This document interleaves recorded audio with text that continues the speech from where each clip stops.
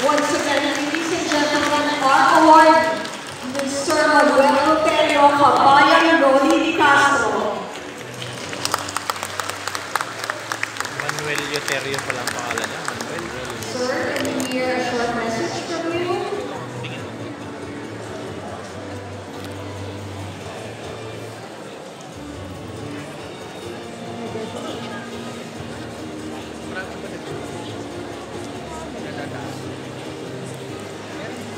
Salamat po.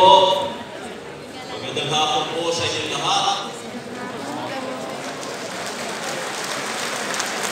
At sa ating po mga opisyal, Acosta, at sa lahat po ng mga kaunin ng Public Attorney's Office, sa mga dumalong tagapagsalita, mga panuhin at mga kasamahan sa serbisyo publiko, isa pong mainit na pagbati ang aking pong pinaabot sa inyong lahat.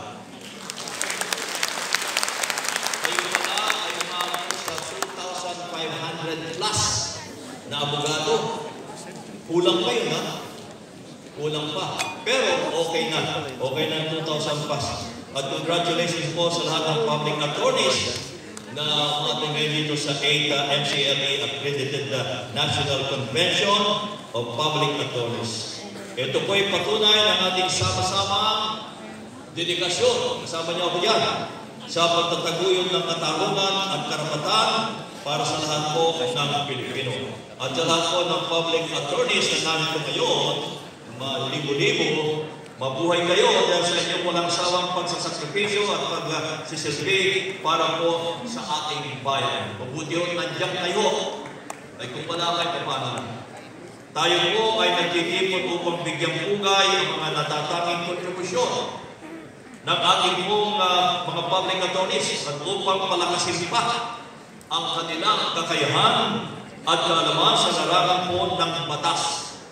Napakahalaga po ng inyong ginagampanan sa ating lipunan at sa araw na ito kinikilala natin ang inyong sakripisyo at mga serbisyo. Lubos po ako nagpapasalamat sa PAO sa pagkilala sa akin bilang outstanding broadcaster. Ito po ay isang malaking karangalan at inspirasyon upang patuloy kong pagbutihin pa ang aking paglilingkod sa bayan. Ang team po ng gathering ngayong araw na ito, ang Public Attorney's Office sa Bagong Pilipinas, nagbibigay ng maasahang agaran at karampatang legal na serbisyo sa mga maralit ng Pilipino upang isulong ang karapatang panlipunan. Ito po ay napapanahon, meaningful, as we navigate through the